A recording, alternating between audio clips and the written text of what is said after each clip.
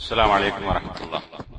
إن الحمد لله نحمده ونستعينه ونستغفره ونعوذ بالله من شرور أنفسنا ومن سيئات أعمالنا من يهده الله فلا مضل له ومن يضلل فلا هادي له وأشهد أن لا إله إلا الله وحده لا شريك له وأشهد أن محمدا عبده ورسوله.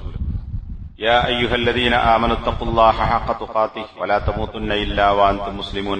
أما بعد فإن خير الحديث كتاب الله وخير الهدي هدي محمد صلى الله عليه وسلم وشر الأمور محدثاتها وكل محدثة بدعة وكل بدعة ضلالة وكل ضلالة في النار. സഹോദരന്മാരെ, സത്യവിശ്വാസികളെ, നബി സല്ലല്ലാഹു അലൈഹി വസല്ലമയുടെ നമസ്കാരവുമായി ബന്ധപ്പെട്ട കാര്യങ്ങളാണ് ചർച്ച ചെയ്യാനുള്ളത്.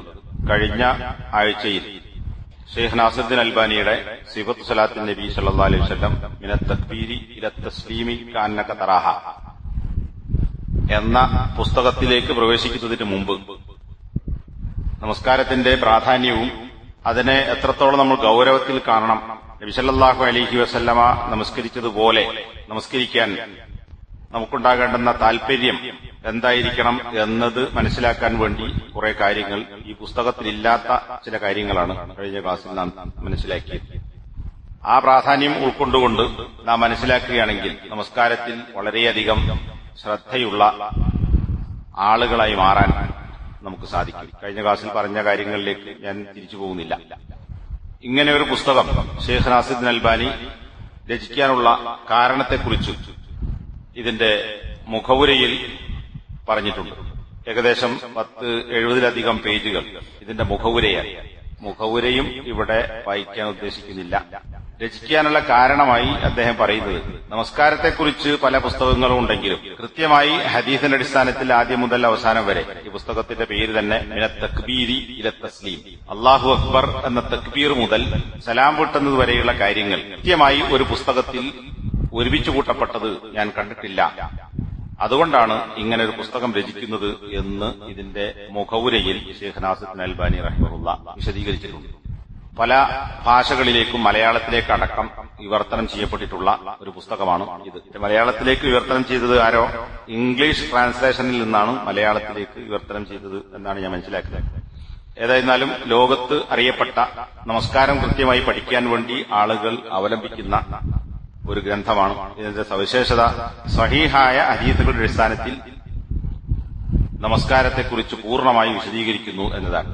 ഇതിന്റെ മുഖവുരയിൽ അക്കാര്യം ഷെയ്ഖ് അൽബാനി സൂചിപ്പിച്ചിട്ടുണ്ട്. തർക്കമുള്ളതോ അല്ലെങ്കിൽ ദുർബലമായതോ ആയ ഹദീസുകളൊന്നും ഇതിൽ ഉദ്ധരിച്ചിട്ടില്ല എന്നുള്ള കാര്യം.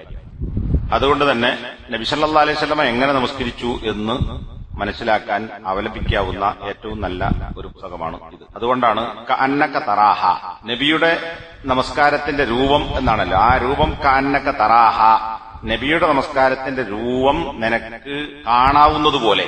നബി സല്ലല്ലാഹു അലൈഹി വസല്ലമ ജീവിച്ചു മരിച്ചുപോയി, പക്ഷെ നബിയുടെ നമസ്കാരം എങ്ങനെയായിരുന്നു എന്ന് കൃത്യമായി കാണാവുന്ന തരത്തിൽ ഈ പുസ്തകത്തിൽ വിശദീകരിക്കുന്നു എന്നർത്ഥം. ഞാൻ നേരെ പുസ്തകത്തിലേക്ക് പ്രവേശിക്കുകയാണ്. ഇവിടെയുള്ള അറബി വാചകങ്ങൾ വായിക്കേണ്ടതില്ല. കിതാബ് വെച്ച് പഠിക്കുന്ന ആളുകൾക്ക് അങ്ങനെ ഒരു വായന കൊണ്ട് ഫലമുണ്ടാവുകയുള്ളൂ. അതുകൊണ്ട് തന്നെ ഇതിൽ പറഞ്ഞിട്ടുള്ള കാര്യങ്ങൾ ഒന്നും വിട്ടുപോകാതെ തന്നെ വിശദീകരിക്കുക എന്നതാണ് ഉദ്ദേശിക്കുന്നത്. തുടങ്ങുന്നത് ഇസ്തിഖ്ബാലുൽ കഅബ, കഅബക്ക് അഭിമുഖമായി നിൽക്കൽ എന്നതാണ്. ഇതിന്റെ മുന്നുള്ള വലിയ അശുദ്ധിയിൽ നിന്ന് ചെറിയ അശുദ്ധിയിൽ ശുദ്ധിയാവുക, അതുപോലെ ഔറത്ത് മറക്കുക എന്നീ വിഷയങ്ങളൊന്നും ഇവിടെ ചർച്ച ചെയ്യുന്നില്ല. കാരണം പുസ്തകത്തിന്റെ പേരിന്റെ മിനത്ത് തക്ബീർ, തക്ബീർ മുതൽ എന്നാണ്. അപ്പൊ തക്ബീർ അല്ലാഹു അക്ബർ എന്ന് പറഞ്ഞ് ഒരാൾ നമസ്കാരം തുടങ്ങുന്ന അവസ്ഥ അത് ഖിബ്ലക്ക് അഭിമുഖമായി നിന്നുകൊണ്ടാണ്. അതുകൊണ്ട് തന്നെ മറ്റു വിഷയങ്ങൾ ഇവിടെ പ്രതിപാദിക്കുന്നില്ല. നബി സല്ലല്ലാഹു അലൈഹി വസല്ലമ ഫർള് നമസ്കാരത്തിലാണെങ്കിലും സുന്നത്ത് നമസ്കാരത്തിലാണെങ്കിലും കഅബക്ക് അഭിമുഖമായി നിന്നുകൊണ്ടാണ് നമസ്കരിക്കാറുണ്ടായിരുന്നത്.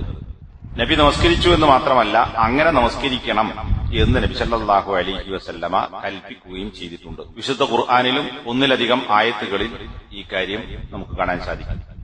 ഹദീസുകളിൽ വളരെ അറിയപ്പെട്ട ഒരു ഹദീസാണ് ഹദീസു മുസീഇ അസ്വലാത്ത്, നമസ്കാരം തെറ്റായി നിർവഹിച്ചവനെ സംബന്ധിച്ച ഹദീസ്. അങ്ങനെയാണ് ആ ഹദീസ് അറിയപ്പെടുന്നത് തന്നെ. ഹദീസ് ജിബ്രീൽ എന്ന് പറയുന്ന ഹദീസ് ഉണ്ട്. ജിബ്രീൽ അലൈഹിസ്സലാത്തു വസ്സലാം നബിയുടെ അടുക്കൽ വന്നിട്ട് എന്താണ് ഈമാൻ, എന്താണ് ഇസ്ലാം, ഇഹ്സാൻ എന്താണ്, നാലാമതായി എപ്പോഴാണ് ഖിയാമത്ത് നാൾ ഉണ്ടാവുക എന്നീ കാര്യങ്ങൾ നബിയുടെ അടുക്കൽ നബിയോട് ചോദിക്കാൻ എന്ന് നബി ഉത്തരം പറയുന്നു. ആ ഹദീസ് ജിബ്രീലിന്റെ ഹദീസ് എന്നാണ് അറിയപ്പെടുന്നത്. അതേപോലെ ഹദീസു മുസീഇ സ്വലാത്ത് അല്ലെങ്കിൽ ഹദീസുൽ മുസീഇ സ്വലാത്തഹു, നമസ്കാരം മോശമായി തെറ്റായി നമസ്കരിച്ചവനെ സംബന്ധിച്ച ഹദീസ് എന്ന പേരിൽ പ്രസിദ്ധമായ ഒരു ഹദീസുണ്ട്. ഈ പുസ്തകത്തിൽ പല സ്ഥലത്തും ആ ഹദീസിനെ ഇങ്ങനെ ഈ പേര് പരാമർശിച്ചുകൊണ്ട് ഓരോ വിഷയങ്ങൾ പറയുമ്പോഴും അതിന്റെ ചെറിയ ചെറിയ ഭാഗങ്ങൾ പറഞ്ഞു പോകുന്നുണ്ട്. അതുകൊണ്ട് ആ ഹദീസ് എന്താണ് എന്നൊന്ന് പറയുന്നത് ഇനി വരുന്ന ക്ലാസുകളിലും നമുക്ക് മനസ്സിലാക്കാൻ ഉപകാരപ്പെടും. നബി സല്ലല്ലാഹു അലൈഹി വസല്ലം പള്ളിയിലിരിക്കെ ഒരാൾ പള്ളിയിലേക്ക് കയറി വന്ന് നബിയോട് സലാം പറഞ്ഞ് പള്ളിയുടെ ഒരു ഭാഗത്ത് പോയി അദ്ദേഹം നമസ്കരിച്ചു. നമസ്കാരം കഴിഞ്ഞ് നബിയുടെ അടുക്കലേക്ക് വീണ്ടും അദ്ദേഹം വന്നു. അപ്പോ നബി സല്ലല്ലാഹു അലൈഹി വസല്ലമ ഈ നമസ്കരിച്ച ആളോട് ഇർജി ഫസല്ലി ഫഇന്നക ലം തുസല്ലി, നീ തിരിച്ചു പോവുക എന്നിട്ട് നമസ്കരിക്കുക, നീ നമസ്കരിച്ചിട്ടില്ല എന്ന് പറഞ്ഞു. നബി കാണയാണ് ഇയാൾ നമസ്കരിച്ചത്. അയാൾ നമസ്കരിക്കുന്നത് നബി കാണുന്നുണ്ട്. പക്ഷെ നമസ്കാരം കഴിഞ്ഞ് വന്ന ആളോടാണ് നബി പറയുന്നത് നീ തിരിച്ചു പോകൂ, നമസ്കരിക്കൂ, നീ നമസ്കരിച്ചിട്ടില്ല.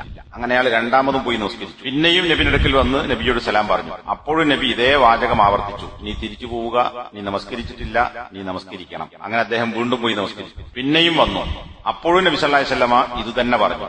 ഇമാം ബുഖാരി റഹിമഹുല്ല റിപ്പോർട്ട് ചെയ്ത ഹദീസിൽ ഇങ്ങനെ 2 തവണ എന്ന് കാണാം. അബൂദാവൂദ് അതുപോലെ തന്നെ മുസ്ലിം, നസായി, ഇമാം അഹ്മദ് ഇവരൊക്കെ ഈ ഹദീസ് ഉദ്ധരിച്ചിട്ടുണ്ട്. അതിൽ ചില റിപ്പോർട്ടുകളിൽ 3 തവണ ഇതേ കാര്യം ആവർത്തിച്ചു എന്ന് കാണാം. അതായത് ഒരാള് 3 വട്ടം നിസ്കരിക്കുന്നു. ആ നമസ്കാരം കഴിഞ്ഞ് നബിയുടെ അടുക്കൽ വരുമ്പോഴൊക്കെ നബി അയാളോട് പറയുന്നത് നീ തിരിച്ചു പോകൂ, നമസ്കരിക്കൂ, നീ നമസ്കരിച്ചില്ല. അങ്ങനെ അവസാനം അദ്ദേഹം നബിയോട് പറഞ്ഞു, എനിക്ക് ഇങ്ങനെയല്ലാതെ ഇതിലും നന്നായി നമസ്കരിക്കാൻ അറിയുകയില്ല, അതുകൊണ്ട് നബിയെ നിങ്ങൾ എനിക്ക് നമസ്കാരം പഠിപ്പിച്ചു തരണം.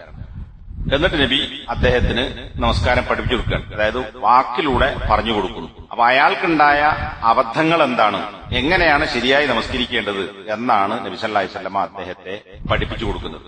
ഇമാം ബുഖാരിന്റെ റിപ്പോർട്ടിൽ നേരത്തെ പറഞ്ഞ പോലെ ചുരുങ്ങിയ ചില ഭാഗങ്ങളേ ഉള്ളൂ. എന്നാൽ മറ്റ് ഈ നേരത്തെ പറഞ്ഞ ഹദീസുകളെല്ലാം കൂടി ചേർത്ത് വെച്ച് അങ്ങനെയും ചില പുസ്തകങ്ങൾ നമുക്ക് കാണാം. എല്ലാ റിവായത്തുകൾ വന്നിട്ടുള്ള വാക്കുകളൊക്കെ കൂട്ടിച്ചേർത്തുകൊണ്ട് ഒരുമിച്ചൊരു ഹദീസാക്കി അങ്ങനെയുള്ള പുസ്തകങ്ങളുണ്ട്. അത്തരം പുസ്തകങ്ങൾ പരിശോധിച്ചാൽ കൂടുതൽ വിശദീകരണങ്ങൾ കാണാൻ സാധിക്കും. അതിൽ പൂർണ്ണമായ നിലക്ക് വുളു എടുക്കണം, വുളുവിന്റെ ശേഷമുള്ള പ്രാർത്ഥന ചെല്ലണം എന്നൊക്കെ പറഞ്ഞതിന് ശേഷം സുമ്മസ്തഖ്ബിലിൽ ഖിബ്ല ഫകബ്ബിർ, നീ ഖിബ്ലക്ക് നേരെ തിരിഞ്ഞു നിൽക്കുക, എന്നിട്ട് അല്ലാഹു അക്ബർ എന്ന് പറയുക. പിന്നെ നബി സല്ലല്ലാഹു അലൈഹി വസല്ലമ ഖിബ്ലക്ക് നേരെയാണ് തിരിഞ്ഞു നമസ്കരിച്ചിരുന്നത്. ഖുർആനിൽ അങ്ങനെ കൽപ്പിച്ചിട്ടുണ്ട്. തെറ്റായി നമസ്കരിച്ച ആളോടും നബി സല്ലല്ലാഹു അലൈഹി വസല്ലമ അങ്ങനെ ചെയ്യണം എന്ന് കൽപ്പിച്ചു. അയാൾ നിസ്കരിച്ച് ഖിബ്ലക്ക് നേരെ തന്നെയാണ്. പക്ഷെ അയാൾ അല്പം സ്പീഡ് കൂട്ടി, സാവകാശം ഉണ്ടായില്ല.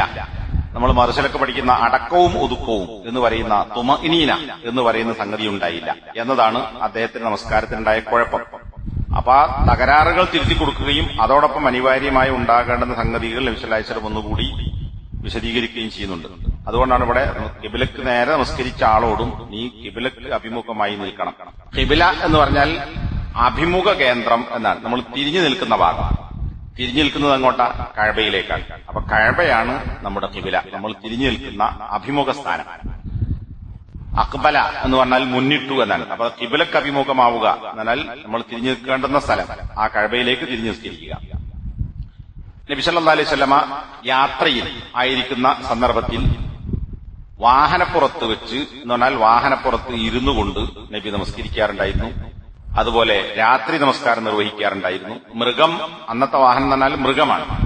ഒട്ടകമായാലും കുതിരയായാലും കോവർ കഴുതയായാലും ഇതിന്റെ ഒക്കെ മുകളിൽ നബി സല്ലല്ലാഹു അലൈഹി വസല്ലം യാത്ര ചെയ്തിട്ടുണ്ട്. ആ മൃഗം എങ്ങോട്ടാണോ പോകുന്നത്, കിഴക്കോട്ടാണെങ്കിലും ശരി പടിഞ്ഞാറോട്ടാണെങ്കിലും ശരി, ഏത് ഭാഗത്തേക്ക് പോകുന്നുവോ ആ ഭാഗത്തേക്ക് ഈ വാഹനം സഞ്ചരിക്കുന്ന അവസ്ഥയിൽ തന്നെ മൃഗത്തിന്റെ പുറത്തിരുന്നു കൊണ്ട് നബി സല്ലല്ലാഹു അലൈഹി വസല്ലമ സുന്നത്ത് നമസ്കാരങ്ങൾ നിർവഹിക്കാറുണ്ടായിരുന്നു.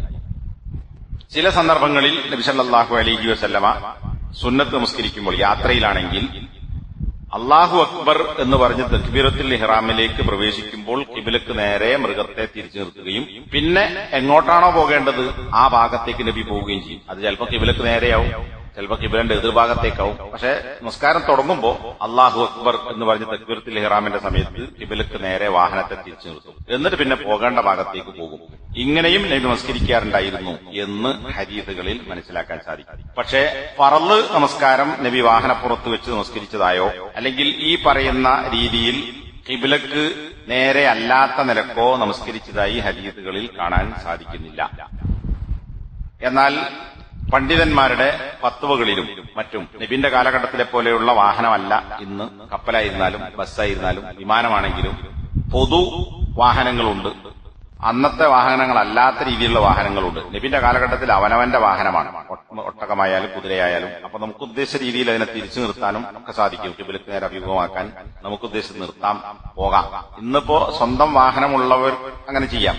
അല്ലാത്തവർക്ക് ഇതിന് കഴിഞ്ഞോളുന്നില്ല. സ്വന്തം വാഹനമാണെങ്കിലും കപ്പലിലായാലും വിമാനത്തിലായാലും ബോട്ടിലായാലും അത്തരം വാഹനങ്ങൾ യാത്ര ചെയ്യുമ്പോൾ ഖിബ്ലക്ക് നേരെ തന്നെ പോവുക എന്നതും സാധ്യമല്ല. നബി മുകളിൽ പറഞ്ഞതൊക്കെ സുന്നത്ത് നമസ്കാരങ്ങളിലാണ്. ഇതാ അറാദ അൻ യുസല്ലിയൽ ഫരീള നസല ഫസ്തഖ്ബലൽ ഖിബ്ല. ഇനി നബി പോകുന്ന വഴിക്ക് നമസ്കരിക്കാൻ ഉദ്ദേശിച്ചാൽ ഫർള് നമസ്കാരമാണെങ്കിൽ എന്ത് ചെയ്യും? വാഹനത്തിൽ നിന്ന് ഇറങ്ങും, എന്നിട്ട് ഖിബ്ലക്ക് നേരെ തിരിഞ്ഞു നിന്നുകൊണ്ട് നമസ്കരിക്കും. അപ്പോ സുന്നത്ത് നമസ്കാരത്തിലാണ് ഖിബ്ല നോക്കാതെയോ അല്ലെങ്കിൽ അല്ലാഹു അക്ബർ എന്ന് പറയുന്ന അവസ്ഥയിൽ മാത്രം ഖിബ്ലക്ക് അഭിമുഖമായി നിന്നുകൊണ്ട് ബാക്കി ഏത് ഭാഗത്തേക്കാണോ പോകേണ്ടത് അങ്ങനെ സഞ്ചരിച്ചുകൊണ്ട് നമസ്കരിക്കാറുണ്ടായിരുന്നത്. അപ്പോ ഇന്നത്തെ കാലഘട്ടത്തിൽ അത് സാധ്യമല്ലാത്തതുകൊണ്ട് മറ്റ് ഹദീസുകളുടെയൊക്കെ വെളിച്ചത്തിൽ പണ്ഡിതന്മാർ വിശദീകരിച്ചത് കാണാം. എങ്ങനെ നമുക്ക് സാധിക്കുന്നുവോ അങ്ങനെ നമസ്കരിക്കണം. ഇപ്പൊ ട്രെയിനിൽ യാത്ര ചെയ്യുന്ന ആള്, കപ്പലിൽ അല്ലെങ്കിൽ വിമാനത്തിൽ യാത്ര ചെയ്യുന്ന ആളുകൾക്ക് ഖിബ്ലക്ക് നേരെ തിരിഞ്ഞ് നമസ്കരിക്കുക എന്നത് വളരെ അപൂർവമായി മാത്രമേ സാധിക്കുകയുള്ളൂ. അപ്പോ വാഹനത്തിലാണ് ഖിബ്ലക്ക് അഭിമുഖാൻ സാധിക്കുകയില്ല എന്നതുകൊണ്ട് നമസ്കാരം ഒഴിവാക്കാൻ പറ്റുകയില്ല. എങ്ങനെ സാധിക്കുന്നുവോ അങ്ങനെ. എത്രത്തോളം ഖിബ്ലക്ക് അഭിമുഖമാകാൻ പറ്റുമോ, ഇനി തീരെ കഴിയില്ലേ. വിമാനത്തിലാണെങ്കിൽ പലപ്പോഴും അത് സാധിക്കൂല. വളരെ അപൂർവം ചില സമയങ്ങളിൽ ചില ഫ്ലൈറ്റുകളിൽ അതിന്റെ ബാക്ക് ഭാഗത്ത് സീറ്റ് കഴിഞ്ഞിട്ട് ഒരാൾക്ക് അല്ലെങ്കിൽ രണ്ടാൾക്ക് നമസ്കരിക്കാൻ പറ്റിയ സ്ഥലം ഉണ്ടാവും. അപൂർവം ചില ഫ്ലൈറ്റുകളാണ്. അങ്ങനെ അവിടെ നിന്ന് നിസ്കരിക്കാം. അത് ചിലപ്പോൾ ഖിബ്ല നോക്കി നമുക്ക് നിസ്കരിക്കാൻ പറ്റും. എന്നാൽ ബാക്കിയുള്ള ആളുകൾക്കോ എല്ലാ ആളുകൾക്കും ഈ സൗകര്യം ഉപയോഗപ്പെടുത്താൻ പറ്റില്ല. കപ്പലിൽ നിസ്കരിക്കാനായി സൗകര്യങ്ങളുണ്ട്. അതിൽ ദിശ നോക്കി ഖിബ്ലക്ക് നേരെ തിരിഞ്ഞുകൊണ്ട് തന്നെ നിസ്കരിക്കാം. എന്നാൽ ബസ്സിലോ അതുപോലുള്ള വാഹനങ്ങളിലോ ഇത് സാധിച്ചോണമെന്നില്ല. പറഞ്ഞതിന്റെ ചുരുക്കം, ഖിബ്ലക്ക് അഭിമുഖമാകാൻ സാധിച്ചിട്ടില്ലെങ്കിലും നമസ്കാരം ഒഴിവാക്കാൻ പറ്റുകയില്ല എന്നതാണ്. ഇനി നബി സല്ലല്ലാഹു അലൈഹി വസല്ലമ നമസ്കരിച്ചതും സഹാബികളെയുമായി നമസ്കരിച്ചതും ഖുർആൻ കൽപ്പിച്ചതും ഇതനുസരിച്ച് യുദ്ധം, ഭയപ്പാടുള്ള സന്ദർഭത്തിൽ സ്വലാത്തുൽ ഖൗഫ് എന്ന് ഹദീസ് ഗ്രന്ഥങ്ങളിലൊക്കെ ഇതിന് തലക്കെട്ട് കൊടുത്ത് കാണാം. ഭയപ്പാടുള്ള സന്ദർഭത്തിൽ നമസ്കാരം. ഭയപ്പാട് എന്ന് പറഞ്ഞാൽ നമുക്ക് വേറെന്തെങ്കിലും വിഷയത്തിൽ പേടിയുണ്ടാകാന്നല്ല. എന്താണ്? യുദ്ധം. അപ്പൊ മുന്നിൽ ശത്രുക്കളുണ്ട്, അല്ലെങ്കിൽ ശത്രുക്കൾ ആക്രമിക്കും എന്നുള്ള ഭയപ്പാടുണ്ടാകുന്ന ഘട്ടത്തിൽ എങ്ങനെ നമസ്കരിക്കണം? അവിടെ ഹദീസുകളിലും അതുപോലെ തന്നെ ഖുർആനിലും എങ്ങനെയാണോ സാധ്യമാകുന്നത് അങ്ങനെ നമസ്കരിക്കണം എന്ന് കൽപ്പിച്ചത് കാണാം. നബി സല്ലല്ലാഹു അലൈഹി വസല്ലം പറഞ്ഞു, റിജാലൻ ഖിയാമൻ അലാ അഖ്ദാമിഹിം ഔ റുക്ബാനൻ മുസ്തഖ്ബിലി അൽ ഖിബ്ല ഔ ഗൈരി മുസ്തഖ്ബിലിഹാ. കാലാൾ പടക്കാരായി എന്നാല്, കാലാൾ പടം എന്ന് പറഞ്ഞാൽ വാഹനത്തിലല്ലാതെ നടന്ന് യുദ്ധം ചെയ്യുന്ന ആളുകൾ, ഇതിനാണ് റിജാൽ. അപ്പോ കാലാൾ പടക്കാരനായിക്കൊണ്ടോ ഖിയാമൻ അല അഖ്ദാമിഹിം കാലുകളിൽ നിൽക്കുന്നവരായി. അപ്പൊ നടന്നിങ്ങനെ സഞ്ചരിക്കുകയാണ് അല്ലെങ്കിൽ ഓടിക്കൊണ്ടിരിക്കുകയാണ്.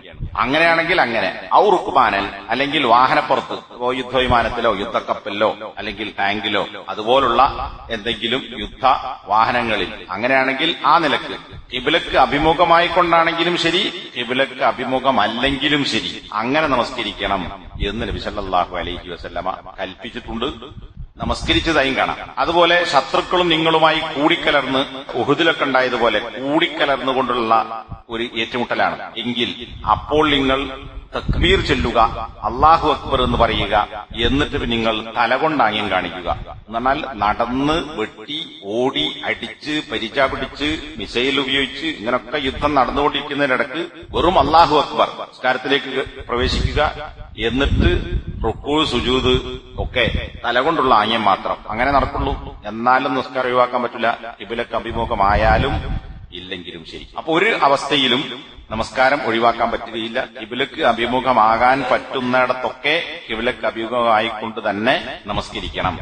ഖുർആനിൽ വല്ലു വുജൂഹക്കും ഷത്റൽ മസ്ജിദിൽ ഹറാം, നിങ്ങൾ കഅബയുടെ മസ്ജിദുൽ ഹറാമിന്റെ ഭാഗത്തേക്ക് നിങ്ങളുടെ മുഖം തിരിക്കുക എന്ന് നിർദ്ദേശിച്ചതായി കാണാം. കഅബയുടെ ഭാഗത്തേക്ക് എന്ന് പറയുമ്പോൾ ഓരോ രാജ്യത്തിന്റെയും കിടപ്പനുസരിച്ച് ദിശ മാറും. നമുക്ക് പടിഞ്ഞാറാണ് കഅബ, എന്നാൽ മദീനയിലുള്ള ആളുകളോട് നബി സല്ലല്ലാഹു അലൈഹി വസല്ലം മാ ബൈനൽ മശ്രിഖി വൽ മഗ്രിബി ഖിബ്ല, കിഴക്കിനും പടിഞ്ഞാറിനും ഇടക്കുള്ള ഭാഗം അതാണ് ഖിബ്ല എന്ന് അവരോട് പറഞ്ഞു. കാരണം അവിടെ അവരെ ദിശ അങ്ങനെയാണ്, നമുക്ക് പടിഞ്ഞാറാണ്.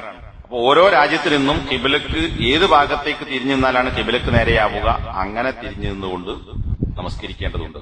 ഇനി കഅബക്ക് നേരെയാവുക എന്ന് പറഞ്ഞാൽ അത് എത്രത്തോളം കൃത്യമാക്കാൻ പറ്റുമോ അത്രക്ക് കൃത്യമായിരിക്കണം. എന്നാൽ ഇന്നത്തെ പോലെ ദിശ മനസ്സിലാക്കാവുന്ന ഉപകരണങ്ങളോ സംവിധാനങ്ങളോ ഇല്ലാത്ത കാലഘട്ടത്തിൽ നമ്മളെ അറിവിനും അല്ലെങ്കിൽ ഏത് പ്രദേശത്താണോ ഉള്ളത് ആ ആളുകളോട് ചോദിച്ചു മനസ്സിലാക്കിയും പരമാവധി ഖിബലയുടെ ഭാഗം മനസ്സിലാക്കിക്കൊണ്ട് നമസ്കരിച്ചാൽ മതി. എന്ന് പറഞ്ഞാൽ നമസ്കരിക്കുന്ന ആളിൽ നിന്ന് ഒരു വര കഅബയിലേക്ക് വരച്ചാൽ നേരെ അതിൽ പോയി മുട്ടണമെന്നില്ല എന്നർത്ഥം. മറിച്ച് കഅബയുള്ള ഭാഗത്തേക്ക് തിരിഞ്ഞാൽ മതി. ഖുർആനിൽ തന്നെ ഷത്റൽ മസ്ജിദിൽ ഹറാം, മസ്ജിദുൽ ഹറാമിന്റെ ഭാഗത്തേക്ക് നിങ്ങൾ തിരിയുക, മുഖം തിരിക്കുക എന്നാണ്. ഇവിടെ ഹദീസില് മദീനക്കാരോട് മാബൈനൽ മശ്രിഖി വൽ മഗ്രിബ്, കിഴക്കിനും പടിഞ്ഞാറിനും ഇടക്കുള്ളത് അതാണ് നിങ്ങളുടെ ഖിബല എന്ന് പറഞ്ഞു. അതുപോലെ ആദ്യം നബി ബൈത്തുൽ മഖ്ദിസിലേക്ക് തിരിഞ്ഞു നമസ്കരിച്ചിരുന്നത്, പിന്നെ മദീനയെത്തിയ ശേഷം കുറച്ചു കാലം അങ്ങനെയായിരുന്നു. പിന്നീട് കഅബയിലേക്ക് തിരിയണം എന്ന ആയത്തിറങ്ങി ഫവല്ലി വജ്ഹക ശത്റൽ മസ്ജിദിൽ ഹറാം, മസ്ജിദുൽ ഹറാമിന്റെ ഭാഗത്തേക്ക് നിന്റെ മുഖം നീ തിരിക്കുക എന്ന ആയത്തിറങ്ങിയപ്പോ തൊട്ടടുത്ത നമസ്കാരത്തിൽ നബി സല്ലല്ലാഹു അലൈഹി വസല്ലമ കഅബക്ക് അഭിമുഖമായി നമസ്കരിച്ചു.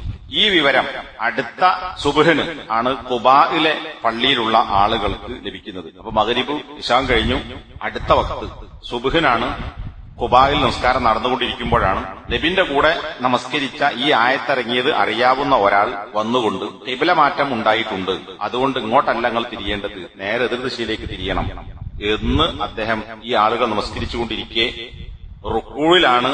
ആ ഘട്ടത്തിൽ ഈ വന്ന സഹാബി ഈ കാര്യം പറയുന്നു. നമസ്കാരത്തിൽ തന്നെ അവർ അർദ്ധവൃത്താകൃതിയിൽ തിരിഞ്ഞു എന്നാണ്. ഇങ്ങോട്ട് ഇരിക്കുന്ന ആൾക്കാർ ഇത് ബൈത്തുൽ മഖ്ദിസിന്റെ ഭാഗത്തേക്കാണ് തിരിയുന്നതെങ്കിൽ നേരെ എതിർഭാഗത്തേക്കാണ് കഅബ. അപ്പൊ ഈ നിന്നിടത്ത് നിന്ന് ഇങ്ങനെ അർദ്ധവൃത്താകൃതിയിൽ തിരിഞ്ഞു. അപ്പോ ഇമാമ് അങ്ങോട്ടുള്ള ഇങ്ങോട്ട് തിരിയും, ഇവിടെയുള്ള മൗമൂമിയങ്ങള് ഒരു കറക്കം കറങ്ങി, പകുതി കറക്കം. അപ്പൊ ഇമാമിന്റെ ബേക്കിലായി. ഇത് യഥാർത്ഥത്തിൽ സംഭവിച്ചത് ഖുബായിലെ പള്ളിയിലാണ്. എന്നാൽ ഇന്നിപ്പോ ഹജ്ജ് ഉംറക്കൊക്കെ പോകുന്ന ആളുകൾ അവിടെ വേറൊരു പള്ളി കാണാം, മസ്ജിദുൽ ഖിബ്ലത്തൈൻ എന്ന് പറയും. അതാണ് എന്നാണ് അവിടെ അറിയപ്പെടുന്നതും സിയാറത്തിന്റെ ബസ്സുകാരൊക്കെ കൊണ്ടുപോയി നിർത്തുന്നതും കാണിച്ചു കൊടുക്കുന്നതൊക്കെ. പക്ഷെ അത് ചരിത്രം പരിശോധിച്ചാലും ഹദീത്ത് പരിശോധിച്ചാലും സ്വഹീഹ് മുസ്ലിമിലും ഒരുപാട് ഹദീത്തുകളിൽ ഈ സംഭവം ഉണ്ടായത് ഖുബായിലെ പള്ളിയിലാണ് എന്ന് കാണാം. അപ്പൊ പറഞ്ഞു വന്നത് അത് വിശദീകരിക്കാനല്ല. ഈ നമസ്കാരത്തിൽ ബൈത്തുൽ മഖ്ദിസിലേക്ക് തിരിഞ്ഞു നിന്നിരുന്ന സഹാബികൾ കഅബയിലേക്ക് തിരിഞ്ഞു. അവരിപ്പോ ശരിക്കും ഇങ്ങനെ നമ്മളെ മൊബൈല് ആപ്പൊക്കെ വെച്ചിട്ട് നോക്കുന്ന മാതിരി കറക്റ്റ് കഅബന്റെ ദിശ മനസ്സിലാക്കിയിട്ടല്ല തിരിഞ്ഞത്. അവരുടെ ഏകദേശ ധാരണ അന്നഭാക്തി പറഞ്ഞ മാബൈനൽ മശ്രിഖി വൽ മഗ്രിബ്, കിഴക്കിനും പടിഞ്ഞാറിനും അടക്കാണ് കഅബന്റെ ഭാഗമുള്ളത് എന്ന് മനസ്സിലാക്കിയ നമസ്കാരത്തിൽ തന്നെ നമസ്കാരത്തിന് ഒഴിവായിട്ട് ഖിബ്ലക്കൊന്ന് വരച്ച് ക്ലിയർ ആക്കിയിട്ട് ഇങ്ങോട്ട് തിരിഞ്ഞെന്നല്ല, വേറെ തുടങ്ങിയതല്ല, നിന്നിടത്തും തിരിയണം.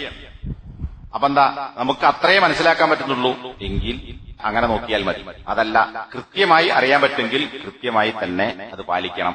ഇപ്പോ മുമ്പത്തെ മാതിരിയല്ല, ആർക്കും മൊബൈലിലൊക്കെ എല്ലാവരും മൊബൈലിലും ആപ്പ് ഉണ്ടാവും ദിശ മനസ്സിലാക്കാൻ. ബാങ്കിന്റെ ടൈമൊക്കെ അറിയുന്ന കൂട്ടത്തിൽ തന്നെ അതിലുണ്ട് ദിശ മനസ്സിലാക്കാനുള്ള സംവിധാനങ്ങൾ. അപ്പൊ അത് വെച്ചുകൊണ്ട് ഏത് സ്ഥലത്ത് പോയാലും നമുക്ക് കഅബ എവിടെയാണ് എന്ന് കൃത്യമായി മനസ്സിലാക്കാൻ പറ്റും. ഇവിടെ ഒരു രണ്ട് തർക്കമുണ്ട് എന്ന കാര്യമാണ് ഞാൻ ഇവിടെ സൂചിപ്പിച്ചത്. ഒന്ന്, ഖിബ്ലക്ക് നേരെ തന്നെ നമസ്കരിക്കേണ്ടതുണ്ടോ, അതല്ല കഅബയുള്ള ഭാഗത്തേക്ക് തിരിഞ്ഞാൽ മതിയോ? രണ്ട് അഭിപ്രായങ്ങളുണ്ട്. അഭിപ്രായം നമ്മുടെ വിശദീകരിക്കുന്നില്ല. നമുക്കതിന്റെ ചുരുക്കത്തിൽ മനസ്സിലാക്കാൻ പറ്റുന്നത്, നമുക്ക് കൃത്യമായി മനസ്സിലാക്കാൻ സംവിധാനം ഉള്ളതുകൊണ്ട് ഉള്ളിടത്ത് എന്ത് ചെയ്യണം, കഅബക്ക് നേരെ തന്നെ തിരിയണം. ഇനി അതൊന്നും അങ്ങനത്തെ സംവിധാനമൊന്നും ഇല്ല വിചാരിക്കുക എങ്കിൽ അവിടെ എന്ത് ചെയ്യേണ്ടതില്ല, നമ്മുടെ നിരീക്ഷണം അനുസരിച്ചോ അല്ലെങ്കിൽ പരിസരത്തുള്ള ആളുകളോട് ചോദിച്ചുകൊണ്ടോ മനസ്സിലാക്കി ഏതാണ് ഖിബ്ല എന്ന് മനസ്സിലായാൽ, അല്ലെങ്കിൽ നമ്മൾ മനസ്സിലാക്കിയതനുസരിച്ചുള്ള ഭാഗത്തേക്ക് തിരിഞ്ഞു നിന്നുകൊണ്ട് നിസ്കരിക്കുക. നിസ്കാരം കഴിഞ്ഞ ശേഷം തിരിഞ്ഞുന്നത് വേറെ ഭാഗത്തേക്കായിരുന്നു എന്ന് നമുക്ക് ബോധ്യപ്പെട്ടാൽ പിന്നെ ആ നമസ്കാരം മാറ്റി നിസ്കരിക്കേണ്ടതില്ല. നിസ്കാരം കഴിഞ്ഞ ശേഷമാണ് നമ്മൾ നിസ്കരിച്ച് ദിശ മാറിപ്പോയി എന്ന് മനസ്സിലായതെങ്കിൽ മാറ്റി നമസ്കരിക്കേണ്ടതില്ല. കാരണം ദാറഖുത്നി, ഹാക്കിം, ബൈഹഖി അങ്ങനെ പല ഹദീസ് ഗ്രന്ഥങ്ങളിലും ഉദ്ധരിക്കപ്പെട്ടിട്ടുള്ള ഒരു സംഭവം ജാബിർ റളിയല്ലാഹു അൻഹു പറയാൻ, ഞങ്ങൾ നബി സല്ലല്ലാഹു അലൈഹി വസല്ലമയുടെ കൂടെ ഒരു യാത്രയിലായിരുന്നു. അങ്ങനെ മേഘം മൂടി. ഞങ്ങൾ ഏത് ഭാഗത്തേക്കാണ് തിരിയേണ്ടത് എന്ന് അന്വേഷിച്ചു. ഖിബില ഏത് ഭാഗത്താണ് എന്നതിൽ ഞങ്ങൾക്കിടയിൽ അഭിപ്രായ വ്യത്യാസമുണ്ടായി. ഒരു കൃത്യമായ ധാരണ കിട്ടിയില്ല. രാത്രിയാണ്, മേഘമുണ്ട്. ഇനി പകലാണെങ്കിൽ തന്നെ നല്ല കാർമേഘമുണ്ട്. കേൾക്കും പടിഞ്ഞാറ് മനസ്സിലാവില്ലല്ലോ, സൂര്യൻ വെളിച്ചം കാണുന്നില്ലെങ്കിൽ. അങ്ങനെ ഞങ്ങളിൽപ്പെട്ട ആളുകൾ ഒറ്റക്കൊറ്റക്ക് നമസ്കരിച്ചു. എന്നിട്ട് ചില ആളുകൾ നമസ്കരിച്ച ഭാഗം ഏതാണോ ആ ഭാഗം മനസ്സിലാക്കാൻ വേണ്ടി എന്ത് ചെയ്തു, അവിടെ ഒരു വര വരച്ചു. അത് ഇന്ന ഭാഗത്തേക്കാണ് ഞാൻ തിരിഞ്ഞ് നമസ്കരിച്ചത് എന്ന് രാവിലെ മനസ്സിലാക്കാൻ വേണ്ടിയിട്ടാണ്. അങ്ങനെ നേരം വെളുത്ത് ഞങ്ങൾ നോക്കിയപ്പോൾ ഞങ്ങൾ നമസ്കരിച്ചത് ഖിബലയുടെ ഭാഗത്തേക്കായിരുന്നില്ല എന്ന് മനസ്സിലായി. കാരണം വേറെ സംവിധാനമൊന്നുമില്ല. അപ്പൊ അവർക്ക് കഴിയുന്നത്ര അവർ അന്വേഷിച്ചു, അവരുടെ ധാരണയനുസരിച്ച് നമസ്കരിച്ചു. നേരെ വെളുത്തോ മനസ്സിലായി കഅബയിലേക്കല്ല തിരിഞ്ഞ് നമസ്കരിച്ചത്. ഈ കാര്യം നബി സല്ലല്ലാഹു അലൈഹി വസല്ലമയോട് ഞങ്ങൾ പറഞ്ഞു. എന്നിട്ട് ഒരു റിപ്പോർട്ട് കാണാം, ഫലം യഅ്മുർനാ ബിൽ ഇആദ, നിങ്ങൾ രാത്രി നമസ്കരിച്ചത് ഖിബലക്ക് നേരെയല്ല, അതുകൊണ്ട് മാറ്റി നമസ്കരിക്കണം എന്ന് നബി ഞങ്ങളോട് കൽപ്പിച്ചിട്ടുണ്ടായിരുന്നില്ല. മറിച്ച് നബി എന്ത് പറഞ്ഞു, അത് അജ്സഅത് സ്വലാത്തുക്കും, നിങ്ങൾക്ക് നിങ്ങളുടെ നമസ്കാരം മതി. എന്നാ നമസ്കരിച്ചത് അത് മതി, രണ്ടാം നമസ്കരിക്കേണ്ടതില്ല. അപ്പൊ കഅബയുടെ ഭാഗം മനസ്സിലാക്കാൻ നമ്മൾ ശ്രമിക്കുക. എന്നിട്ട് മനസ്സിലായ ധാരണയനുസരിച്ച് നമസ്കരിക്കുക. തെറ്റിപ്പോയാൽ പ്രശ്നമില്ല. നേരെ മറിച്ച് നിസ്കരിച്ചുകൊടുക്കുമ്പോൾ ആള് വന്നിട്ട് പറയാണ്, നിങ്ങൾ ഇങ്ങോട്ടല്ല തിരിയേണ്ടത് അങ്ങോട്ടാ തിരിയേണ്ടത് എന്നാൽ അത് വേറെ വിഷയം, അത് മാറ്റി നിസ്കരിക്കണം. നിസ്കാരം കഴിഞ്ഞു, നമ്മളെ അന്വേഷിച്ചു, വെറുതെ ഏതെങ്കിലും ഭാഗത്ത് തിരിഞ്ഞ് നിസ്കരിച്ചല്ല, മറിച്ച് ഏതാണ് ഖിബലയുടെ ഭാഗം കഅബന്റെ ഭാഗമെന്ന് അന്വേഷിച്ച് ആ പരിശോധനയിൽ തെറ്റുപറ്റി. അങ്ങനെയാണെങ്കിൽ നമ്മൾ കുറ്റക്കാരല്ല എന്നർത്ഥം. അപ്പൊ ഇതാണ് കഅബയുമായി ബന്ധപ്പെട്ട കഅബയിലേക്ക് തിരിയുന്നതുമായി ബന്ധപ്പെട്ട് ഉള്ള വിഷയത്തിൽ മനസ്സിലാക്കാനുള്ളത്. ഇന്ന് ഇതിൽ തെറ്റുപറ്റുന്നത് അപൂർവമാണ്. എന്നാലും ചില ആളുകൾ ശ്രദ്ധക്കുറവ് കൊണ്ട് പലപ്പോഴും തെറ്റുപറ്റാറുണ്ട്. ഇപ്പൊ ഹറമിൽ തന്നെ പലപ്പോഴും കാണാം. പ്രത്യേകിച്ച് മദീനത്ത് അങ്ങനെ തെറ്റൂല. മക്കയിൽ കഅബന്റെ ചുറ്റുവട്ടത്താണല്ലോ പള്ളിയുള്ളത്.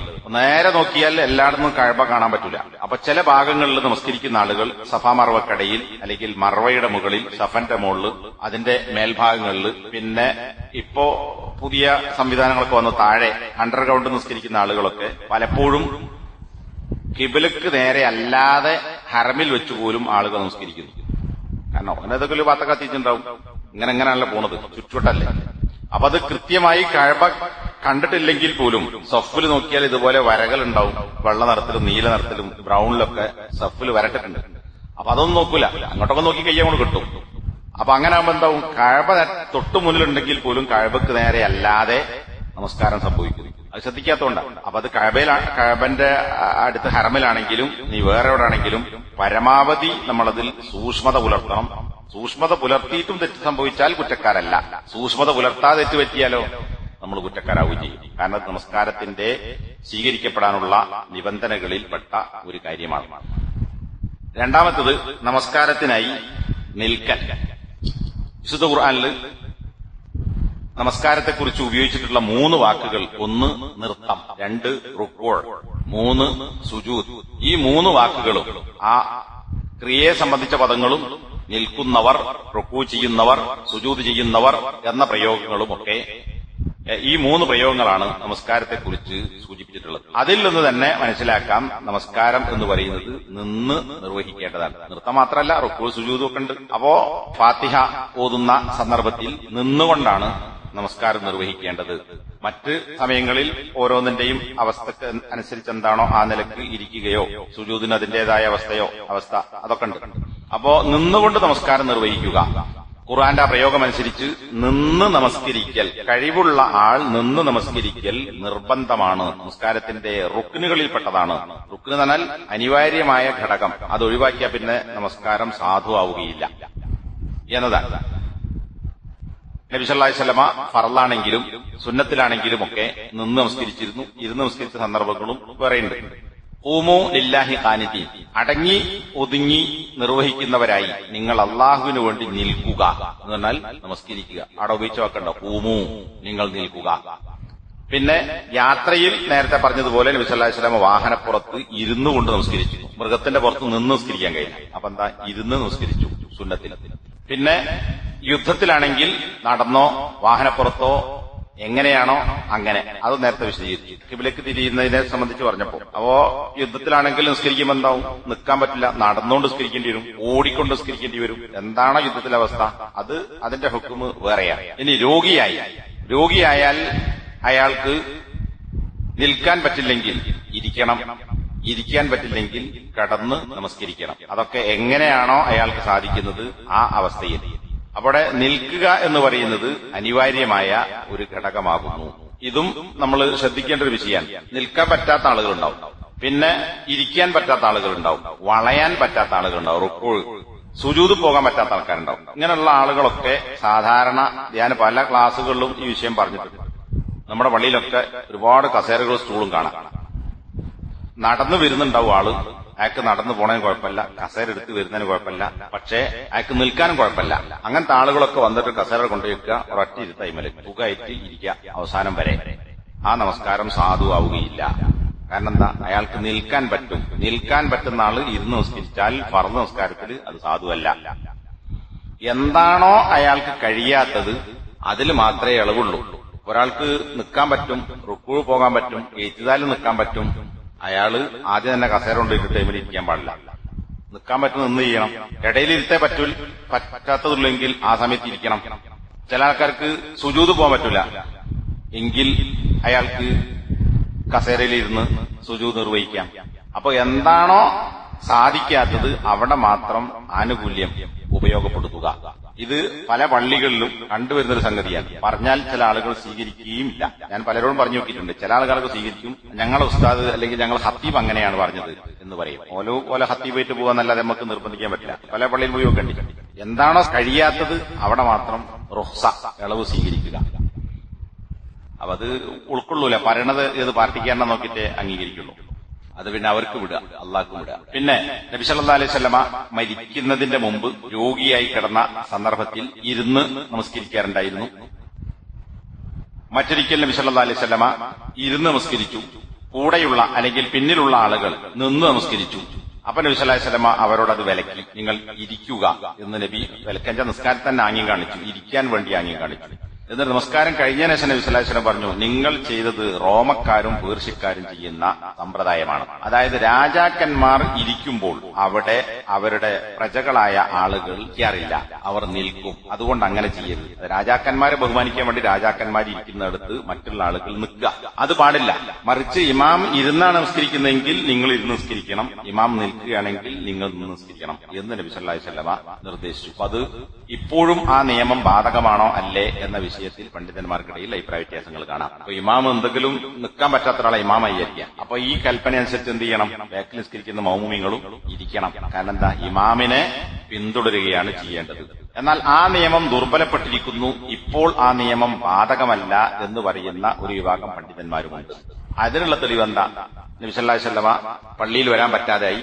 അബൂ സിദ്ദീഖിനെ റളിയല്ലാഹു അൻഹു അദ്ദേഹത്തെ ഇമാമാക്കി. അങ്ങനെ അബൂ സിദ്ദീഖ് നമസ്കരിച്ചുകൊണ്ടിരിക്കുമ്പോൾ വീട്ടിൽ നിന്ന് നബി സല്ലല്ലാഹു അലൈഹി വസല്ലമ പള്ളിയിലേക്ക് രണ്ടാളുകളുടെ തോളിൽ തൂങ്ങി വന്നു. എന്നിട്ട് അബൂ സിദ്ദീഖ് റളിയല്ലാഹു അൻഹുവിന്റെ ഇടത് ഭാഗത്ത് നബിയെ ഇരുത്തി.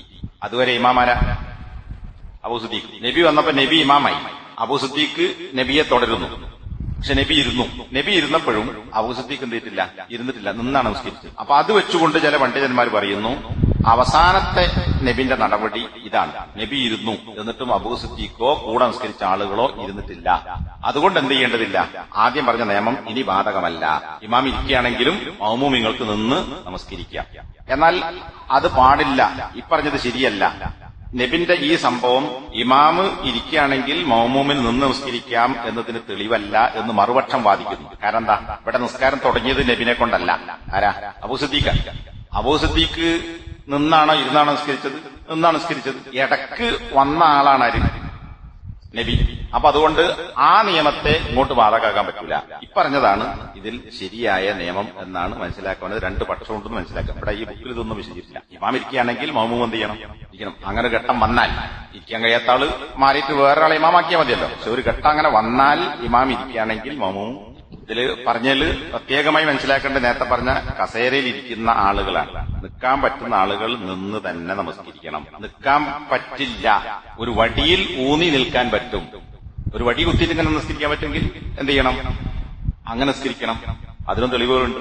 അല്ല ചുമരിന്റെ അടുത്താണ്, ഒരാൾക്ക് ചുമരിലൊരു സൈഡ് ഇങ്ങനെ ചാരിട്ട് നമസ്കരിക്കാം എങ്കിൽ അയാൾ ചാരി നമസ്കരിക്കണം. അതായത് എത്രത്തോളം സാധിക്കുന്നുവോ അത്രത്തോളം പാലിക്കാൻ നടത്തണം. അതിനൊന്നും മാർഗമില്ലെങ്കിലേ എന്ത് ചെയ്യാൻ പറ്റുള്ളൂ? ഇരിക്കാൻ പറ്റാൻ പറ്റും. ഇനി നിൽക്കാൻ പറ്റാത്തവൻ ഇരുന്ന് നമസ്കരിക്കുക.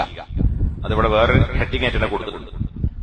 ഇമ്രാൻ ഇബ്നു ഹുസൈൻ റളിയല്ലാഹു അൻഹു നബി സല്ലല്ലാഹു അലൈഹി വസല്ലമയോട് പറഞ്ഞു, എനിക്ക് ബാസൂർ എന്ന് പറഞ്ഞാൽ മൂലക്കുരുവിന്റെ അസുഖം അതുള്ള ആളാണ്, അതുകൊണ്ട് ഞാൻ എന്ത് ചെയ്യണം എന്ന് ചോദിച്ചപ്പോൾ നബി സല്ലല്ലാഹു അലൈഹി വസല്ലം പറഞ്ഞു, നീ നിന്ന് നമസ്കരിക്കുക, നിൽക്കാൻ പറ്റുന്നില്ലെങ്കിൽ ഇരുന്ന് നമസ്കരിക്കുക, ഇരിക്കാൻ പറ്റുന്നില്ലെങ്കിൽ അലാ ജംബിൻ കിടന്ന് നമസ്കരിക്കുക.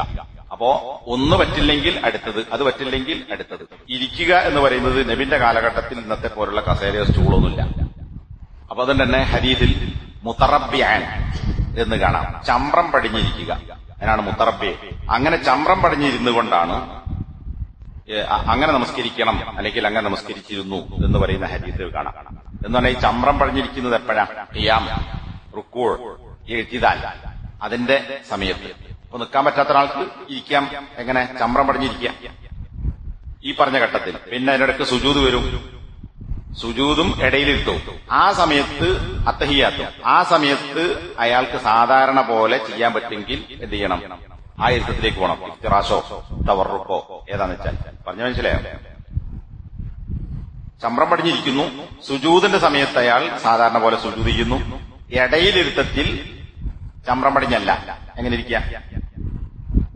സാധാരണ ഇരുത്തം, ഇഫ്തിറാസിന്റെ ഇരുത്തം, ഇടയത്തിന്റെ ഇരുത്തം. അത്തഹിയാത്തിലോ ഇഫ്തിറാസും വരും, തവറുക്കും വരും, നിസ്കാരത്തിന്റെ എണ്ണത്തിനനുസരിച്ച്. അവിടെ ആയിരുത്തിരിക്കുക. ഇനി അത് അയാൾക്ക് കഴിയില്ല, ചമ്രം പടിഞ്ഞിരിക്കാനേ പറ്റുള്ളൂ എങ്കിൽ അങ്ങനെ സ്കരിക്കാം. ചമ്രം പടിഞ്ഞിരിക്കാൻ പറ്റാത്ത ഒരാളാണ്, മുട്ടൊന്നും വളിയില്ല എങ്കിൽ അയാൾക്ക് എങ്ങനെ ഇരിക്കാൻ പറ്റുമോ അങ്ങനെ സ്കരിക്കണം. അവിടെ പിന്നെ ഇരുത്തത്തിന്റെ രൂപം നോക്കേണ്ടതില്ല, അയാൾക്ക് എന്താണോ സാധ്യമായത് അതാണ് ഇരുത്തത്തിന്റെ രീതി. ഇനി ഇരിക്കാൻ പറ്റാത്ത ഒരാൾ കിടന്ന് നമസ്കരിക്കണം. അപ്പൊ കിടക്കുമ്പോ എങ്ങനെ കിടക്കണം ഒക്കെ തർക്കമുള്ള വിഷയങ്ങളാണ്. ഒരു വിഭാഗം പണ്ഡിതന്മാർ പറഞ്ഞു, ഖബറിൽ മയ്യത്ത് വെക്കുന്നത് പോലെ ഖബർ തല വടക്ക് ഭാഗത്തേക്ക്, കാല് തെക്കോട്ട്, എന്നിട്ട് ശരീരം ചിരിക്കുക വലതു ഭാഗം. അപ്പൊ അങ്ങോട്ടേ ശരീരം മുഴുവൻ ഖിബിലക്ക് നേരെയായി. മനസ്സിലായില്ലേ? തല വടക്കും കാല് തെക്കും, എന്നിട്ട് ചിരിച്ചു കിടത്തുക. അപ്പോ നമ്മുടെ ശരീരം മുഴുവൻ എല്ലാ ഭാഗവും തല മുതൽ കാല് വരെ ഖിബിലക്ക് അഭിമുഖമായി. അങ്ങനെയാണ് മയ്യത്ത് ഖബറിൽ വെക്കുന്നത്. അതേപോലെയാണ് കിടന്ന് നമസ്കരിക്കേണ്ടത്. കാരണം എന്താ? നിൽക്കുമ്പോ നമ്മുടെ ശരീരം മുഴുവൻ എങ്ങോട്ടാ? ഖിബിലക്കാണ്. അപ്പൊ അതേപോലെ ഖബറിൽ വെക്കുന്നത് പോലെ കിടന്നാൽ എന്തായി? ശരീരം മുഴുവൻ എന്തിനേരായി? ഖിബിലക്കേരായി. ഇതാണ് ഏറ്റവും രണ്ടഭിപ്രായങ്ങളിൽ ഏറ്റവും ശരിയായ രീതി. ഇതൊന്നും ഇവിടെ പറഞ്ഞല്ലോ.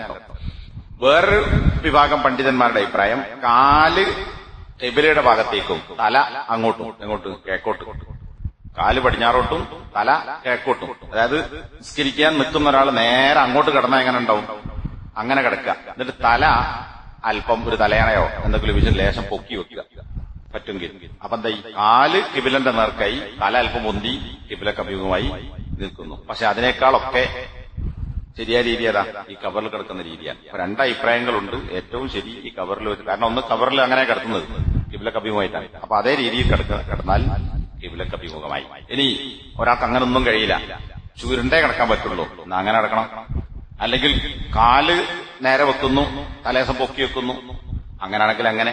അതായത് എന്താണോ സാധിക്കുന്നത് അങ്ങനെ, ഏത് കോലത്ത് കിടക്കാൻ പറ്റും അങ്ങനെ കിടക്കാം. ഇരിക്കുന്നവൻ എങ്ങനെ ഇരിക്കാൻ പറ്റും അങ്ങനെ ഇരിക്കുക. നേരത്തെ പറഞ്ഞ മുത്തറബ്ബി അല്ലെങ്കിൽ ചമ്രം പറഞ്ഞിരിക്കാൻ പറ്റില്ലെങ്കിൽ, ഈ പറഞ്ഞ രീതിയിൽ കിടക്കാൻ പറ്റില്ലെങ്കിൽ എങ്ങനെ കിടക്കാൻ പറ്റുമോ അങ്ങനെ കിടക്കുക. അതായത് അപ്പോൾ ഒന്നും എന്താകുന്നില്ല, നമസ്കാരം ഒഴിവാക്കാൻ പറ്റുകയില്ല എന്നർത്ഥം. ഇനി നബി സല്ലല്ലാഹു അലൈഹി വസല്ലമ പറഞ്ഞു, ഒരാൾ നിന്ന് നമസ്കരിച്ചാൽ അതാണ് അവന് ശ്രേഷ്ഠം. ഇരുന്ന് നമസ്കരിച്ചാലോ അവന് നിന്ന് നമസ്കരിക്കവന്റെ പകുതി കൂലിയുണ്ട്. ഇനി ഒരാൾ നായിമൻ എന്ന് പറഞ്ഞാൽ ഉറങ്ങുന്നവനാണ്. ഉറങ്ങലെങ്ങനെ? കിടന്നിട്ടാണ്. അപ്പൊ അവിടെ ഉറങ്ങാന്നല്ല ഉദ്ദേശിക്കുന്നത്, വാക്കതാണെങ്കിലും കിടന്ന് ഒരാൾ നമസ്കരിക്കുകയാണെങ്കിൽ അവന് ഇരുന്ന് നമസ്കരിക്കുന്നവന്റെ പകുതി കൂലിയുണ്ട്. നിൽക്കുന്നവന്റെ പകുതി കൂലി ഇരിക്കുന്നവനും, ഇരിക്കുന്നവന്റെ പകുതി കൂലി കിടക്കുന്നവനും. ഇവിടെ ഷെയ്ഖ് അൽബാനി കൊടുത്തവൽ മുറാദു ബിഹി അൽ മരീർ, രോഗിയെ സംബന്ധിച്ചാണ് ഇത് ഇവിടെ ഉദ്ദേശിച്ചിട്ടുള്ളത്. ഈ വിഷയത്തിലും രണ്ട് അഭിപ്രായങ്ങൾ കാണാം. നിൽക്കുന്നവന്റെ പകുതി കൂലി ആർക്കിട്ടുള്ളൂ? ഇരിക്കുന്ന ആർക്കിട്ടുള്ളൂ. ഇത് സുന്നത്ത് നമസ്കാരത്തെ കുറിച്ചാണ് പറഞ്ഞത് എന്നൊരു വിഭാഗം പണ്ഡിതന്മാർ. ഫർദിൽ നിൽക്കൽ നിർബന്ധമാണ്. സുന്നത്തിൽ നിൽക്കാൻ കഴിയുന്ന ആൾക്കും എന്ത് ചെയ്യാം? ഇരുന്ന് നമസ്കരിക്കാം. അവനെ കുറിച്ചാണ് ഈ പറഞ്ഞത്. നിൽക്കുന്നവന്റെ പകുതി കൂലിയെ ഇരിക്കുന്നവന് കിട്ടുള്ളൂ, ഇരിക്കുന്നവന്റെ പകുതി കൂലിയെ കിടക്കുന്നവന് കിട്ടുള്ളൂ. എന്നാൽ അതല്ല ഇവിടെ ഷെയ്ഖ് അൽബാനി രോഗിയെ സംബന്ധിച്ചാണ് എന്ന് പറയുന്നത്.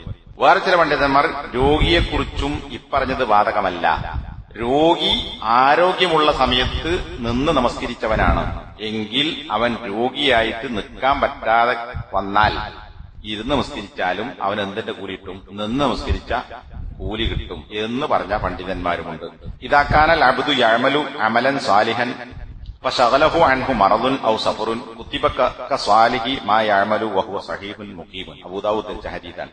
ഒരടിമ സാധാരണ ചെയ്യാറുണ്ടായിരുന്ന ഒരു പ്രവൃത്തി അവന് രോഗമോ അല്ലെങ്കിൽ യാത്രയോ കാരണം ചെയ്യാൻ കഴിയാതെ വന്നാൽ ആരോഗ്യമുള്ള നാട്ടിൽ താമസിച്ച സമയത്ത് അവൻ എന്താണോ പ്രവർത്തിക്കാറുണ്ടായിരുന്നത് അതുപോലുള്ള സ്വാലിഹായ ഒരമല് അള്ളാഹു രേഖപ്പെടുത്തും.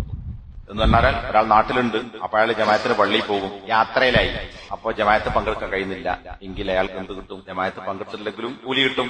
ആരോഗ്യമുള്ളപ്പോൾ നിന്ന് നമസ്കരിച്ചിരുന്ന ആൾ രോഗിയായപ്പോൾ നിൽക്കാൻ പറ്റാതെയായി, അപ്പൊ അയാൾ ഇരുന്ന് നമസ്കരിക്കുന്നു. അയാൾക്ക് എന്ത് ചെയ്യും? ആരോഗ്യമുള്ള സമയത്ത് ചെയ്ത പ്രവർത്തനത്തിന്റെ കൂലി രോഗിയാകുമ്പോഴും അള്ളാഹു രേഖപ്പെടുത്തും. ഇത് അബൂദാവൂദ് ഉദ്ധരിച്ച സഹീഹ് ഹദീസാണ്. അപ്പൊ ആ ഹദീസ് അനുസരിച്ച് ഇവിടെ രോഗം കാരണം നിൽക്കാൻ പറ്റാതെ ഇരുന്നാലും അയാളുടെ കൂലി കുറയുകയില്ല എന്നാണ്. അപ്പൊ ഇത് രണ്ട് അഭിപ്രായങ്ങൾ ഈ വിഷയത്തിൽ പണ്ഡിതന്മാർ പ്രകടിപ്പിച്ചുകൊണ്ട് രണ്ടു കൂട്ടർക്കും അവരുടേതായ തെളിവുകളുമുണ്ട്. നബി സല്ലല്ലാഹു അലൈഹി വസല്ലമ ഒരിക്കൽ ഒരു വിഭാഗം ആളുകളുടെ അടുക്കലേക്ക് ചെന്നു. അവർക്ക് രോഗമുണ്ടായിരുന്നു, പനിയായിരുന്നു എന്ന് ചില റിപ്പോർട്ട് കാണാം. അങ്ങനെ അവർ ഇരുന്ന് നമസ്കരിക്കുന്നു. അപ്പൊ നബി പറഞ്ഞു, ഇന്ന സലാത്തുൽ ഖായിദി അല നിസ്ഫി മിൻ സലാത്തിൽ ഖായിം. ഇരുന്ന് നമസ്കരിക്കുന്നവന്റെ കൂലി നിന്ന് നമസ്കരിക്കുന്നവന്റെ പകുതിയാകുന്നു. ഇവിടെ ആരെക്കുറിച്ചാണ് പറയുന്നത്? ആരോഗ്യമുള്ള ആളെ കുറിച്ചല്ല, രോഗം കാരണം നിൽക്കാൻ പറ്റാത്ത ആളെ കുറിച്ചാണ്. ഈ ഹദീസൊക്കെ വെച്ചിട്ടാണ് നേരത്തെ ഷെയ്ഖ് അൽബാനി ഈ പറഞ്ഞത് രോഗിയെ കുറിച്ചാണ്. അപ്പൊ എന്താ കിട്ടുക?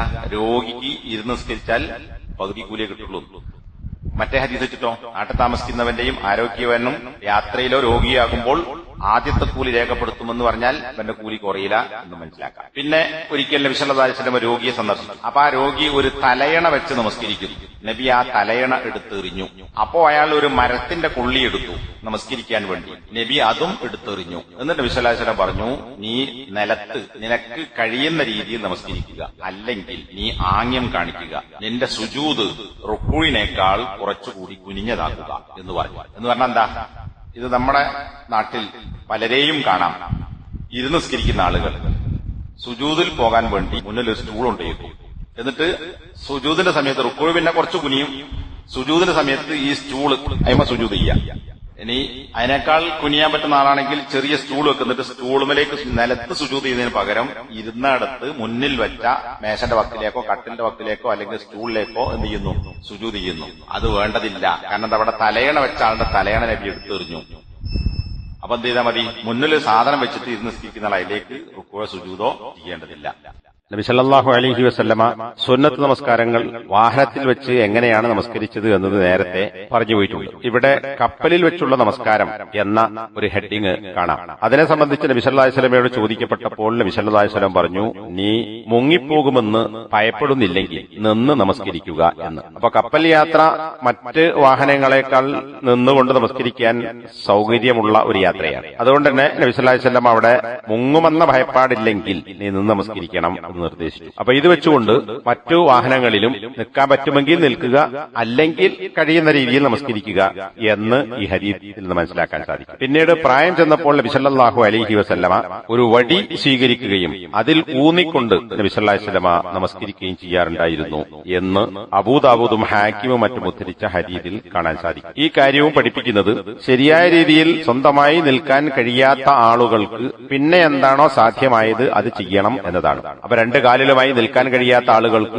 ഒരു വടിയിൽ ഊന്നിക്കൊണ്ടോ അല്ലെങ്കിൽ ചുമരിലോ തൂണിലോ ചാരിക്കൊണ്ടോ എങ്ങനെ നിൽക്കാൻ പറ്റുമോ അങ്ങനെ നിൽക്കുകയും അതിനൊന്നും കഴിയാത്ത ആളുകൾ ഇരുന്ന് നമസ്കരിക്കുകയും ചെയ്യണം എന്നതാണ് മനസ്സിലാക്കേണ്ടത്. അതായത് ഏറ്റവും ചുരുങ്ങിയത് സാധ്യമായ രീതിയിൽ നിർവഹിക്കണം എന്നർത്ഥം. ഇരുന്ന് നമസ്കരിക്കുന്ന ആളുകളെ കുറിച്ച് നേരത്തെ നാം പറഞ്ഞു. നിൽക്കാൻ കഴിയുന്ന ആളുകൾ തന്നെ മറ്റെന്തെങ്കിലും പ്രശ്നമുള്ളതിന്റെ പേരിൽ നിൽക്കാതെ ഇരുന്ന് നമസ്കരിച്ചാൽ അത് ശരിയല്ല, സാധുവാവുകയില്ല എന്നത് പ്രത്യേകം ഓർക്കേണ്ടതുണ്ട്. അൽ ഖിയാമു വൽ ഖുഊദു ഫി സലാത്തിൽ ലൈൽ, രാത്രി നമസ്കാരത്തിൽ നബി സല്ലല്ലാഹു അലൈഹി വസല്ലമ നിന്നും ഇരുന്നും നമസ്കരിച്ച സംഭവം, അതാണ് അടുത്ത തലക്കെട്ട്. ഇമാം മുസ്ലിമും അബൂദാവൂദ് റിപ്പോർട്ട് ചെയ്ത ഹദീസിൽ ചില രാത്രികളിൽ നബി സല്ലല്ലാഹു അലൈഹി വസല്ലമ രാത്രി നമസ്കാരം ദീർഘമായി നിന്നുകൊണ്ട് നമസ്കരിക്കാറുണ്ടായിരുന്നു. മറ്റു ചില രാത്രികളിൽ നബി സല്ലല്ലാഹു അലൈഹി വസല്ലമ ഇരുന്നുകൊണ്ട് നമസ്കരിക്കാറുണ്ടായിരുന്നു. നിന്ന് നമസ്കരിക്കുന്ന നമസ്കാരത്തിൽ നബി സല്ലല്ലാഹു അലൈഹി വസല്ലമ റുക്കൂഉം അങ്ങനെ തന്നെ നിർവഹിക്കും. അതായത് സാധാരണ പോലെ ഉള്ള റുക്കൂഉ നിർവഹിക്കും. ഇരുന്ന് ഓതുന്ന നമസ്കാരമാണെങ്കിൽ അതായത് നിൽക്കാതെ ഇരുന്നാണ് നബി ഓതിയത് എങ്കിൽ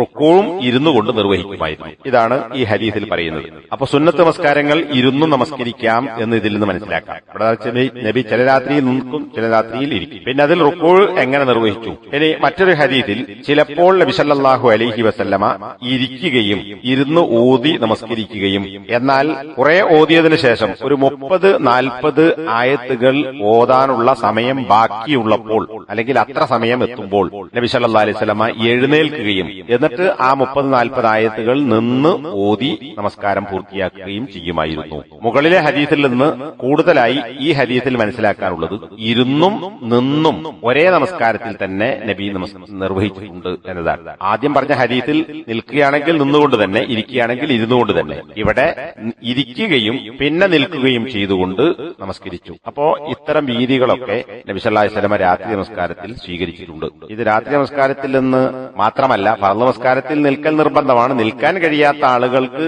കുറച്ചു നിന്നും പിന്നെ ഇരുന്നുമോ അല്ലെങ്കിൽ കുറച്ചിരുന്നും പിന്നെ നിന്നുമോ അങ്ങനെ എങ്ങനെ സാധിക്കുന്നുവോ അങ്ങനെ നിർവഹിക്കാം എന്നതാണ്. ഇത് ബുഖാരി മുസ്ലിം റിപ്പോർട്ട് ചെയ്ത മുത്തഫഖുൻ അലൈഹിയായ ഹദീസാണ്. പ്രായമെത്തിയപ്പോൾ നബി സല്ലല്ലാഹു അലൈഹി വസല്ലമ സുന്നത്ത് നമസ്കാരം ഇരുന്ന് നിർവഹിക്കാറുണ്ടായിരുന്നു. മരണത്തിന്റെ 1 വർഷം മുമ്പ് മുതൽ അങ്ങനെ നബി ചെയ്തു എന്ന് ഇമാം മുസ്ലിമും അഹ്മദും ഉദ്ധരിച്ച ഹദീസിലും വന്നിട്ടുണ്ട്. ഇനി എങ്ങനെയാണ് ഇരിക്കേണ്ടത്? അത് നേരത്തെ നമ്മൾ പറഞ്ഞു പോയിട്ടുണ്ട്. ചമ്രം പടിഞ്ഞ് ഇരിക്കാം.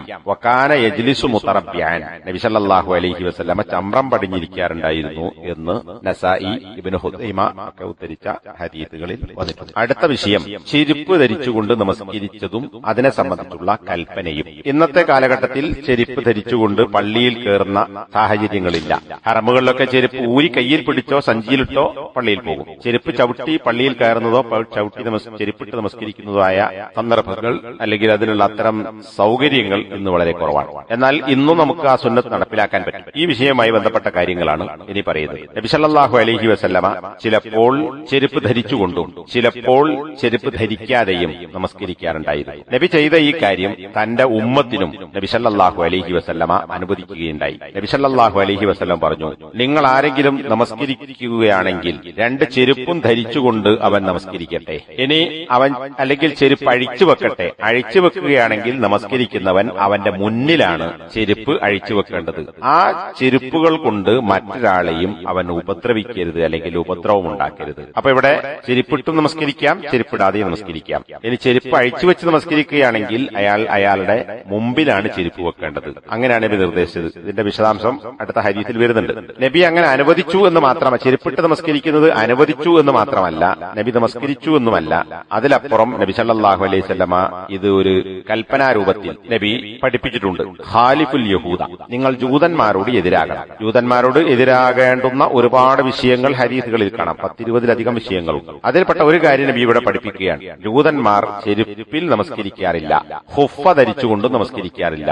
അതുകൊണ്ട് നിങ്ങൾ അവർക്ക് എതിരാകണം. അപ്പൊ ജൂതന്മാർ ചെയ്യാത്ത ഒരു കാര്യം നമ്മോട് ചെയ്യാൻ വേണ്ടി കൽപ്പിക്കുന്നു, ചെരുപ്പിട്ട് നമസ്കരിക്കുക എന്നതാണ്. ചില സന്ദർഭങ്ങളിൽ നബി സല്ലല്ലാഹു അലൈഹി വസല്ലമ ചെരുപ്പിട്ട് നമസ്കരിക്കുകയും പിന്നെ ചെരുപ്പ് ഊരുകയും എന്നിട്ട് നമസ്കാരം തുടരുകയും ചെയ്ത സംഭവങ്ങൾ ഉണ്ടായിട്ടുണ്ട്. ഒരു ഹദീസ് ഇപ്രകാരം കാണാം. നബി സല്ലല്ലാഹു അലൈഹി വസല്ലം ഒരു ദിവസം ഞങ്ങളെയുമായി നമസ്കരിച്ചു. നബി നമസ്കാരത്തിലായിരിക്കെ തന്റെ 2 ചെരുപ്പുകളും അഴിച്ച് ഇടതുവശത്ത് വെച്ചു. ഇത് കണ്ട സ്വഹാബത്തും അവരുടെ ചെരുപ്പുകൾ അഴിച്ചു. നമസ്കാരം നിർവഹിച്ചതിന് ശേഷം നബി സല്ലല്ലാഹു അലൈഹി വസല്ലം അവരോട് ചോദിച്ചു, നിങ്ങൾക്ക് എന്തു പറ്റി? നിങ്ങൾ എന്തിനാണ് നിങ്ങളുടെ ചെരുപ്പ് ഉപേക്ഷിച്ചത്? അതായത് ചെരുപ്പിട്ട നിങ്ങൾ എന്തിനാണ് ചെരുപ്പ് അഴിച്ചത്? അപ്പോ സഹാബികൾ പറഞ്ഞു, നിങ്ങൾ ചെരുപ്പ് ഒഴിവാക്കിയതായി ഞങ്ങൾ കണ്ടു, അപ്പോൾ ഞങ്ങളുടെ ചെരുപ്പും ഒഴിവാക്കി. അപ്പൊ നബി സല്ലല്ലാഹു അലൈഹി വസല്ലം പറഞ്ഞു, എന്റെ അടുക്കൽ വരുന്നവൻ വന്നു, അതായത് ജിബ്രീൽ വന്നു, എന്നിട്ട് എന്നോട് പറഞ്ഞു ചെരുപ്പിൽ അഴുക്കുണ്ട് എന്ന്, അല്ലെങ്കിൽ മ്ലേച്ഛമായ വസ്തുക്കൾ ഉണ്ട് എന്ന് 2-3 വാക്കുകൾ ഹദീസിൽ വന്നിട്ടുണ്ട്. അതിനാൽ ഞാൻ 2 ചെരുപ്പുകളും ഒഴിവാക്കി, അതായത് അഴിച്ചു.